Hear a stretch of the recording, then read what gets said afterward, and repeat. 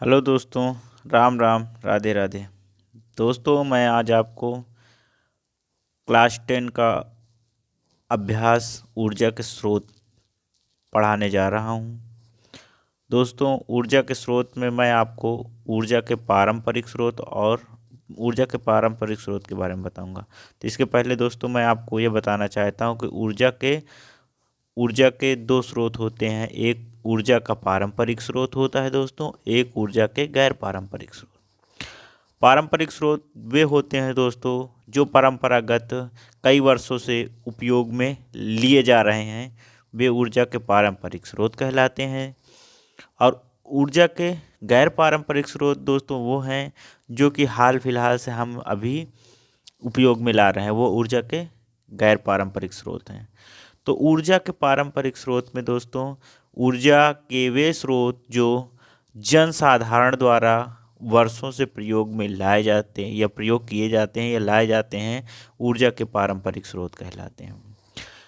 तो मतलब कहने का दोस्तों यही हुआ कि ऊर्जा के वे स्रोत जो जन साधारण द्वारा, जन साधारण का मतलब जो मतलब कि हमारे देश की जनता है या जो जन मानस है उसके द्वारा जो ये प्रयोग में लाया जाता है वर्षों से, वही ऊर्जा के पारंपरिक स्रोत कहलाते हैं दोस्तों। तो ऊर्जा के पारंपरिक स्रोत, इसका उदाहरण है दोस्तों जीवाश्म ईंधन या बायोमास। जीवाश्म ईंधन कहने का मतलब दोस्तों ये हुआ कि जो जीव हैं, जीव या पेड़ पौधे हैं, ये किसी भूस्खलन के कारण जो भूस्खलन होता है उसमें ये क्या होते हैं, जीव, इनकी मृत्यु हो जाती है और ये पृथ्वी के अंदर क्या होते हैं, दब जाते हैं। कुछ वर्षों बाद ये एक ईंधन के रूप में फिर से प्रयोग में लाए जाते हैं। तो देखिए पहला जैसे दोस्तों कि जीवाश्म ईंधन। जीवाश्म ईंधन का मतलब दोस्तों ये हुआ कि जीवों द्वारा प्राप्त ईंधन जो होता है वही क्या कहलाता है, जीवाश्म ईंधन कहलाता है। एग्जाम्पल में जैसे है कोयला है, पेट्रोलियम है, जीवाश्म ईंधन कहलाते हैं। कोयला और पेट्रोलियम ये दोस्तों क्या कहलाते हैं, जीवाश्म ईंधन कहलाते हैं। लाखों वर्षों में उत्पादन, सीमित भंडारण, अनवीकरणीय स्रोत हैं। लाखों वर्षों से इनका उत्पादन या सीमित भंडारण, मतलब कि जो ये जीवाश्म ईंधन है इनका उत्पादन और सीमित भंडारण ये क्या है, अनवीकरणीय स्रोत है। भारत वर्ष में विश्व का 6% कोयला भंडारण है, जो कि वर्तमान दर से खर्च करने पर अधिकतम 250 वर्षों तक बने रहेंगे। दोस्तों कहने का मतलब ये हुआ कि भारतवर्ष में विश्व का 6% कोयला भंडारण है, मतलब कि 100% से पूरे विश्व में कितने परसेंट, 100% कोयला है।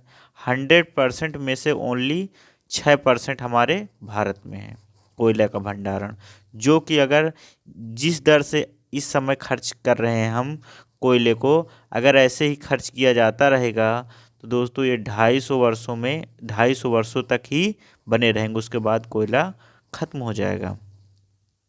इसीलिए दोस्तों हमारी सरकार इस कोयले के भंडारण मतलब खर्च हो रहा है वर्तमान दर से, इसको कम करने के लिए तापी विद्युत संयंत्र है, वो नाभिकीय पवन चक्कियों द्वारा ऊर्जा बना रही है, और जल से भी हम क्या करते हैं, विद्युत बनाते हैं, इसलिए कि कोयले का भंडारण अधिक दिनों तक बना रहे।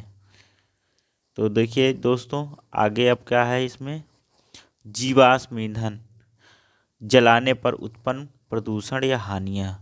जब जीवाश्म ईंधन जलाते हैं दोस्तों तो उसमें से उत्पन्न प्रदूषण जो प्रदूषण होता है उससे हानियाँ क्या होती हैं।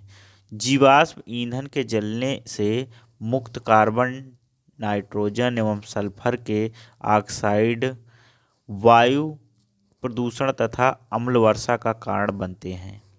जब हम जीवाश्म ईंधन को जलाते हैं तो उससे जो कार्बन और नाइट्रोजन एवं सल्फर ऑक्साइड निकलते हैं वो क्या करते हैं, वायु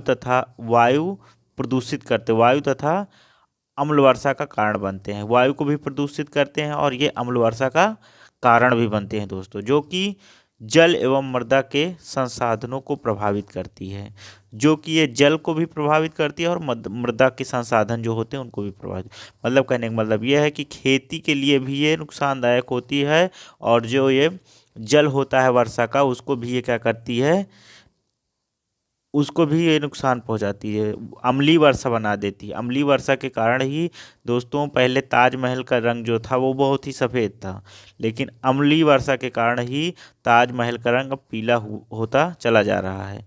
और मृदा संसाधन, जैसे कि हम खेती बाड़ी करते हैं तो उसकी उपज जो है उसको भी कम कर रही है, और पौधों को ग्रोथ होने से भी ये क्या करती है, रोकती है। दूसरा पॉइंट इसी में है दोस्तों, उत्पन्न कार्बन डाइऑक्साइड ग्रीन हाउस प्रभाव को उत्पन्न करती है। उत्पन्न का जो इसमें से कार्बन डाइऑक्साइड उत्पन्न होती है, ये हमारी ग्रीन हाउस प्रभाव को उत्पन्न इसमें इससे क्या ये क्या करती है, ग्रीन हाउस प्रभाव को उत्पन्न करती है, जिससे कि धरती पर अत्यधिक गर्मी हो जाती है। आगे देखिए दोस्तों, इसी में और है, जीवाश्म ईंधन से उत्पन्न प्रदूषण को कम करने के उपाय। जीवाश्म ईंधन से उत्पन्न प्रदूषण को कम करने के उपाय। अब हम इसके जो जीवाश्म ईंधन से उत्पन्न होते हैं प्रदूषण, उसको हम कम कैसे करेंगे, इसके लिए दो उपाय हैं। दहन प्रक्रम की दक्षता में वृद्धि करें।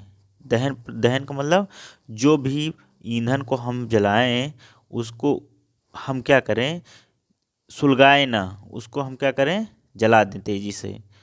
एक तो इस तरह से हम क्या करते हैं, इसको रोक सकते हैं। दूसरा है विविध तकनीकों का प्रयोग कर दहन के फलस्वरूप उत्पन्न गैसों को वातावरण में पलायन को कम करना। जो उत्पन्न गैसें होती हैं उसको वातावरण के प्रति पलायन नहीं होने देना। दोस्तों अगला है हमारा टॉपिक क्या है, तापीय विद्युत संयंत्र। देखिए दोस्तों इसमें क्या है, तापीय विद्युत संयंत्र में अब हम कैसे ऊर्जा प्राप्त करेंगे, इसका पहला पॉइंट है तापीय विद्युत संयंत्र। जीवाश्म ईंधन को जलाकर तापीय ऊर्जा घरों में ताप विद्युत उत्पन्न की जाती है। जो जीवाश्म ईंधन को जला करके दोस्तों, जो जीवाश्म ईंधन हमारे होते हैं उसको जला करके तापीय ऊर्जा घरों में ताप विद्युत उत्पन्न की जाती है।